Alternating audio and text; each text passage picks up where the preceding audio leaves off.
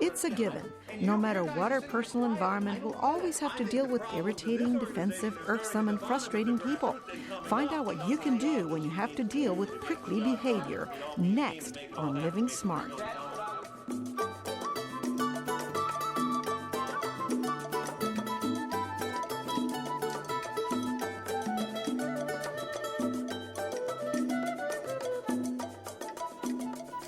Welcome to Living Smart, the show designed to help you get the most out of life. A Catholic sister, Roselle Haas, is an experienced spiritual director at the Senecal Retreat House in Houston. Her degrees are in the classical sciences and pastoral ministry, but she has a lot of experience teaching others how to deal with prickly people. How do we come to a peaceful place in ourselves to deal with such people and situations? She's here to tell us. Welcome to Living Smart. Thanks, Patty. I'm sure a lot of people want to hear about this. Yeah. And I want to know how we start putting up with people who are very difficult, who are very prickly in our personal lives and at work. We're always going to run into this kind of person. There's no way of avoiding them. But when we do encounter prickly people, what I try to do is help people understand that the person is prickly for a lot of reasons that have nothing to do with themselves.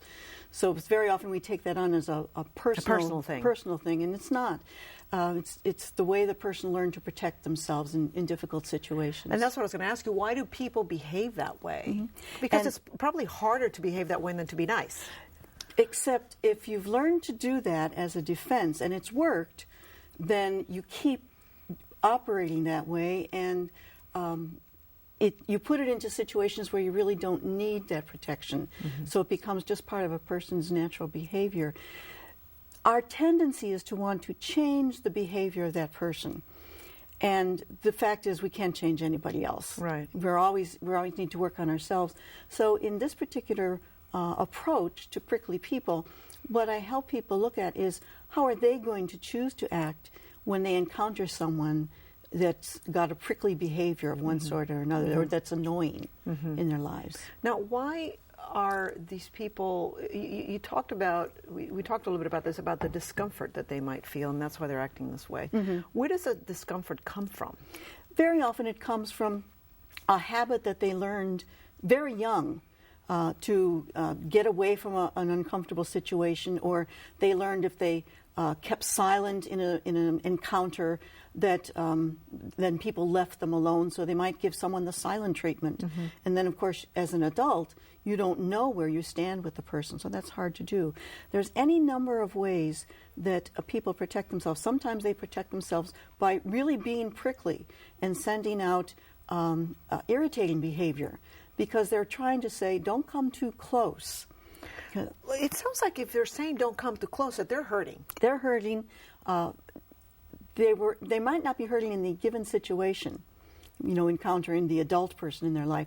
But at some point in their life, usually in very early years growing up, they needed to back away from a situation that they were either lonely or they were disappointed or they were hurt in some way by someone that they appreciated or valued in their life.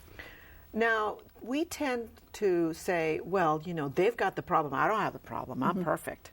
And try to change the other person. What happens when you try to change the other person and not yourself like you should?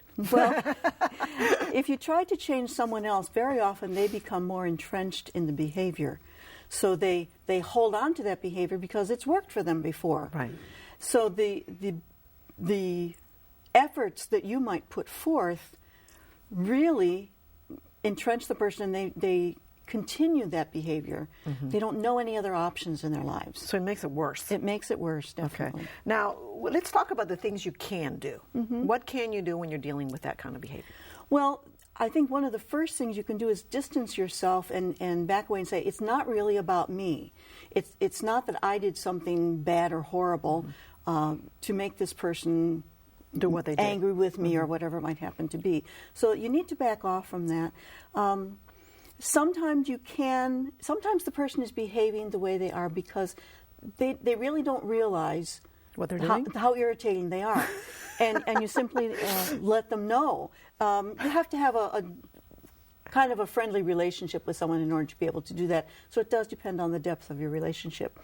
I don't know if someone would do that with their boss. Mm-hmm. But I remember one time, as I was a situation where I was living, there were 8 or 10 sisters in the house, and we liked to watch a certain show. This is back when Murder, She Wrote was very popular. And so most of us would be in on Sunday night watching the show. And she would come in about 15 minutes before the show was over and say something like, "Hi, what's this about?" And of course, we were just at the point when everyone wanted to get, the solution to the mystery. And finally, we said something to her, and she said, "Well, I'm really not." And she said, "If you wanted to see the show, why didn't you come in at the beginning?" And finally, she said, "Well, I really just want to be acknowledged when I come into the room," which was a very simple solution. Wow. And it was a very valid need on her part. Right. So she was providing information for you guys to understand why she was doing that. And then from then on, every time that she came in and said, "Okay, hi," and then you kept watching the show. And that was fine. What about human acceptance? You said that's one of the things that you need to learn, to just accept people at where they are, whether you like it or not. And sometimes we want to know, why did the person behave that way? And we can't. No. Because we don't know their history, and they may not even know their history. So probably the best thing we can do for a person to help them move away from that prickly behavior is first to let them know that they're a valuable person in your life. Now, you might not be comfortable with their behavior, but you have some degree of relationship with them. Either it's a coworker or a boss, a family member that you encounter occasionally, or maybe someone within the immediate family with whom you live. So letting people know that they are valued, that they're okay, and they're growing, helps them look at themselves better, which is where we each need to be, really. And also, you mentioned the action versus the person. Try to focus on the particular action that was prickly as opposed to the person themselves. That's something we need to learn when we're very young, about 4 or 5 years old. But we don't all learn that. With children, it's really the job of an adult to help them make that distinction between who they are and what they do. A number of years ago, I happened to be available, and I was taking care of my grandniece, who was 4 at the time. And she was acting like a 4-year-old, and she was just into whatever she was doing. She wasn't hurting herself. She wasn't, damaging anything. So I just let her do what she needed to do as a 4-year-old. And I was sitting on the couch. And all of a sudden, she stopped what she was doing, and I really wasn't paying any attention to her. I wasn't giving her the attention that she was working on. Yeah. And she plopped down on the couch next to me. And she was very pouty, and she said, "Oh, that's not fair," which, of course, is very important to 4-year-olds. Oh, yes. And I said, "What's not fair, Tracy?" And she said, "Well, I like you a lot, and you don't like me." Now, that was a very deep awareness for a 4-year-old, but my job as an adult was to say to her, "Tracy, I like you a lot, and I really like being with you, but sometimes I don't like what you do." Because that's not a good thing to do. Because it was my job as an adult to help her see the difference, or learn the difference, between who she is, which I liked, and what she does, which I didn't. Very good. On another level, we have to do that adult to adult. And that takes a degree of relationship, a degree of comfort in the dialogue that can happen. I wouldn't confront a person, let's say, at a team meeting, but one-on-one. Right. That's another good point. When you have conflict, it's best to deal with it one-on-one. Let's talk about some of the common false expectations in relationships, because that can help us not only with prickly people, but our personal relationships with our significant other or our friends. Very often in relationships, there are a couple misconceptions or myths about relationships. One is that a good relationship, like a marriage or a good friendship, should be 50-50. Whereas the reality is, if it's only 50-50, you're going to fall short sometimes and never really begin to connect with that person. So especially in a committed relationship such as marriage, each person needs to commit to a goal of giving 100% in the relationship. Now, as a goal, that means we might not be at that goal all the time. But let's say George and Mary are spouses, and George comes home from work and he says, in his mind, or at least thinking, he says, I had a really rough day at work. I had to take care of this, irritated customer, and here I am. I just want to come home and relax, and I'm really not able to give 100% in my relationship, but I can give 70% because I just need some chilled out time. And so he's still giving a considerable amount of energy into the relationship, and Marge comes home and she says to George, well, I'm glad you're home, but the kids were terrible today, and I had to pick one up late at school, and we were late for the doctor's appointment. And she's had all these things going on in her day. Shape. So she says, I can't give 100% in our relationship either. I need some cool down time, and so I can only give 60%. So, but there's still an overlap between the 70% and the 60%. Right. There's still a connection with the people, and that's what we need to be aware of. I can give an amount. I can give a lot of energy to this. I might not be able to give 100%. If people are only giving 50% when they're worn down, they fall short of that 50%, and they never really engage with the other person. Well, so it sounds like a competition. Hey, you give 50, I have to give 50, but it doesn't work that way. And it's not to be measured. Right. Destructive habits in a relationship. You just mentioned one. One is, the expectation that it's always got to be 50%. Well, sometimes, life is, it goes in cycles, right? But let's talk about destructive habits that we have that break relationships down. Well, and that can be on an emotional level, also on a professional level. One is that we connect with each other with an expectation that this person will be like. Very often that happens in marriages, where a couple gets married and either she says or he says, well, I know they're this way now, but once we're married, that person will change. They'll get fatter. And there's no reason for them to change, in their behavior. So they're expecting that the relationship will change the other person, which is a huge mistake we all make, right? Yeah. Or that they will be able to change the person because they are connected with each other at a very deep level. Again, we have to come back to accepting the person as they are, because they will grow and they will change, but they won't change because we expect them to. There's a big difference in a relationship between an expectation and a hope. Right. In an expectation, we're kind of putting a measure on someone. This is what my relationship depends on your changing your behavior this way. Right. If we say to the person, either in our mind or even in a dialogue, I hope you're able to do such to grow into this, right. And so then we set it up as a goal, and I think as adults we're always moving towards some goal, some growth goal, and that's what keeps a person alive and dynamic.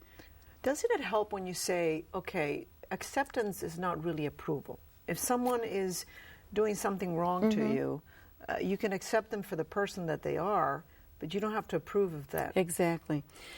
Sometimes this happens when a person has been involved with someone who has very negative behavior or destructive behavior. Perhaps they're involved in an addiction.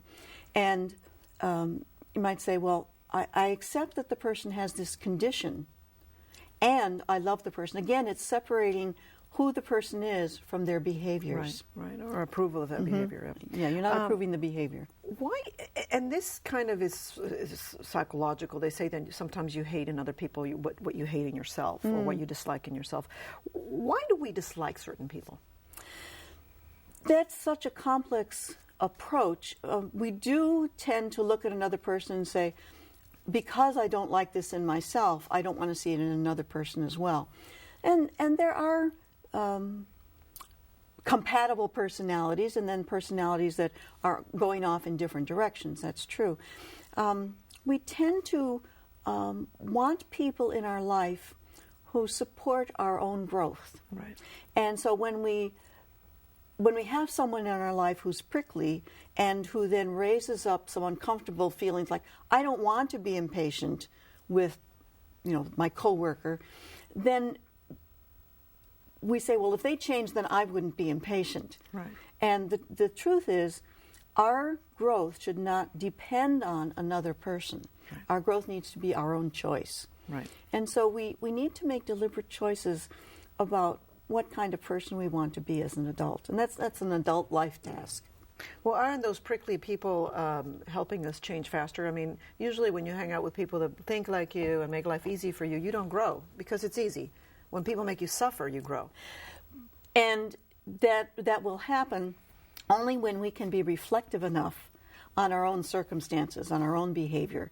And that's again, a big piece I focus on in this program, the Prickly People sessions, because it's how do I want to be in relationship to this person?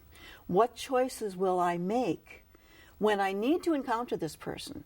Sometimes we can encounter the person, we can tell ourselves something to remind ourselves how we want to be. And it's just a matter of saying, well, I'm going to put up with them, but I'm not going to engage that prickly behavior and therefore keep encouraging it. Right.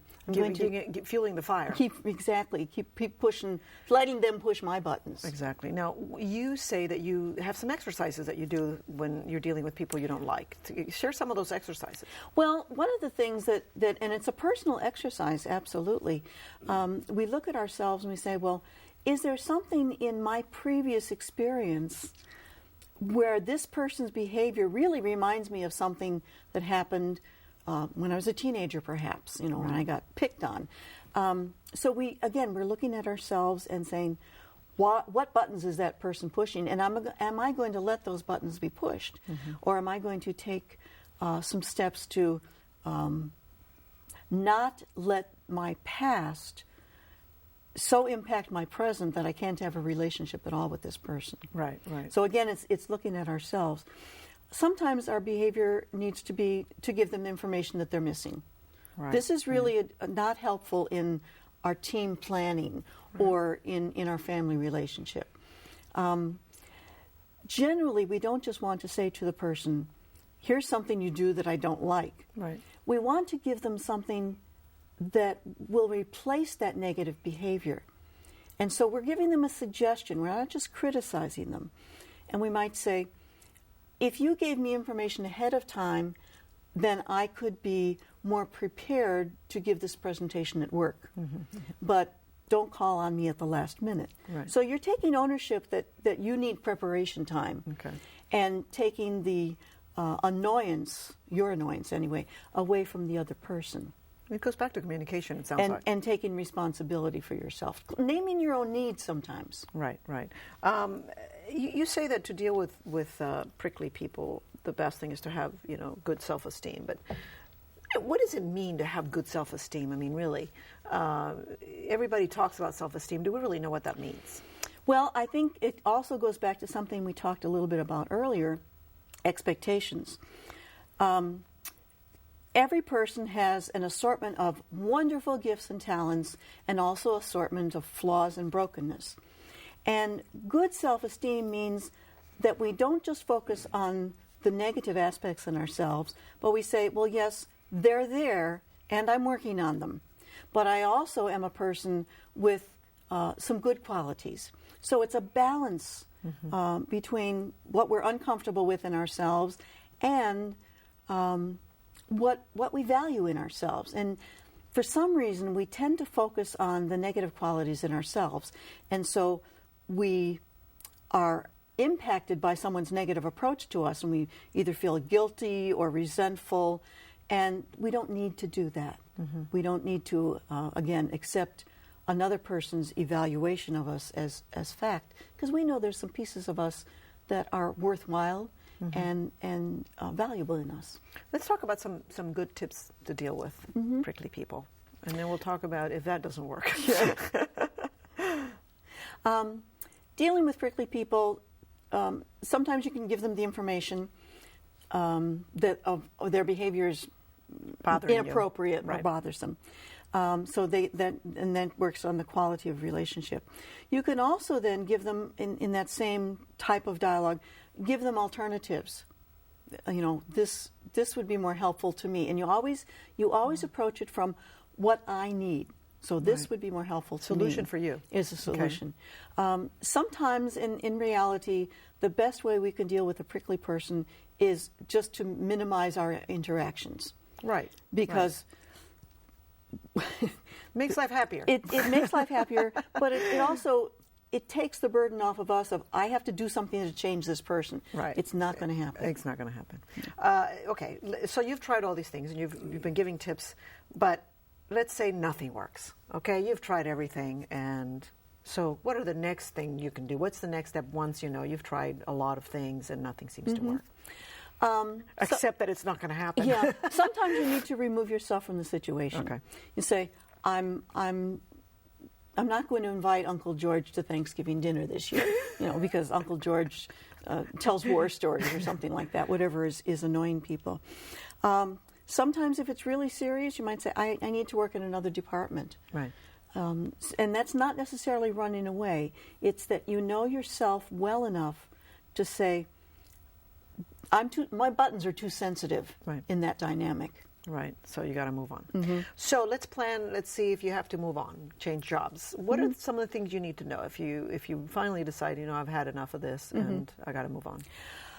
When you're looking at putting yourself in a new situation or a new relation dynamic, you need to be aware of what didn't work with me before, because you want to make sure that you're not just getting yourself in the same kind of situation. Right.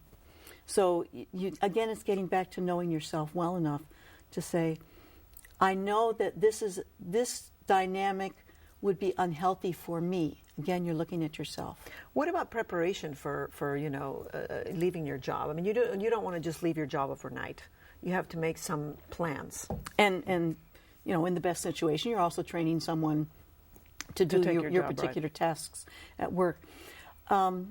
When you're withdrawing from a situation, let's say it is a work situation, you never want to continue contaminating that situation with your discomfort with that person. You're not going to say, I can't work here anymore because Harriet is just, too bossy, or whatever it happens to be. So you don't want to be the person that leaves with a bad taste in her mouth. Right. So you want to say, I'm not just running away from this uncomfortable situation. I'm choosing something that's healthier for me. Exactly. Now, you mentioned some tips for coworkers, and I'll go over these. Be prepared for conflict. What do you mean by that? There's always going to be conflict in a healthy working situation. There are going to be different opinions, and I think that's the gift of a good working situation, that people bring their different perspectives. Right. So sometimes that might be perceived by us as conflict because someone's contradicting or just disregarding my suggestion. But the reality is that's actually a sign of a good dynamic. Okay. That there are different opinions put into the pool. Don't fuel the fire. Yeah. Don't make the situation worse by either arguing with the person or getting yourself so heated up that you become the aggressor in the situation. Oh, okay. It can come to that. Yeah. Lend a helping hand. Helping, when I taught for many years before moving into full-time spiritual ministry, and there's a little teacher's dynamic that works really well, and it's that if you have a class full of 20 or 25 or 30 students, you're going to have quite a variety of people there. And some are cooperative, and some are bored, and some are studious, and some really just want to get the attention in whatever way they can. Exactly. And you want to give that student attention in a positive way. So you give them a job to do.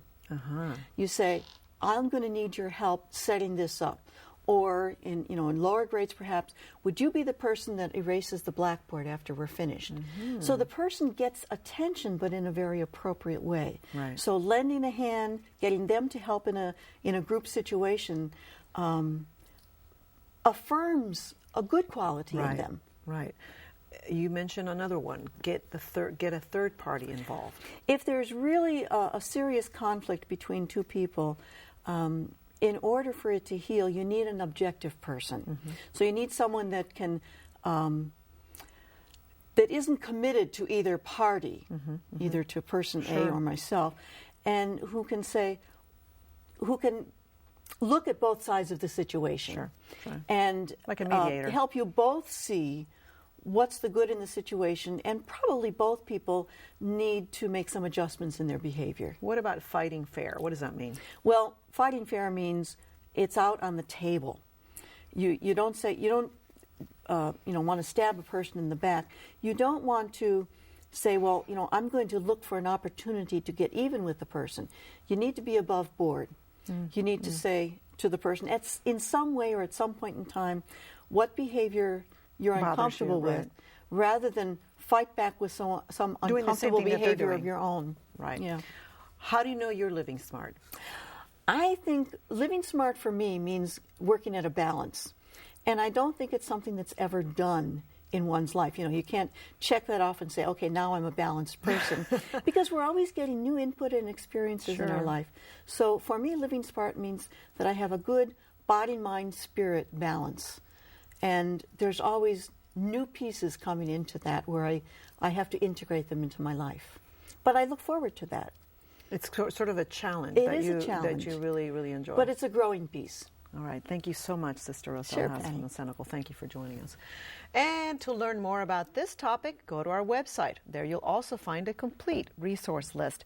You can also email us or call us with your comments at 713-743-8513. And that's our show for today. I hope you've enjoyed it. Remember to live smart. I'm Patricia Gras. Have a peaceful week.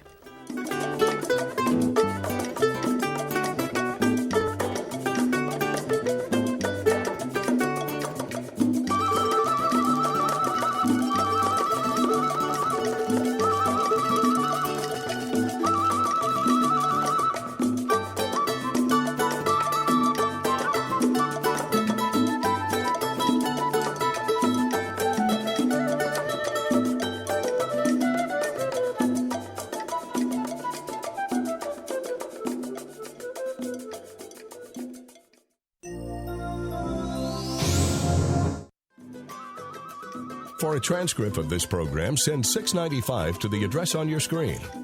Please include the name of the guest.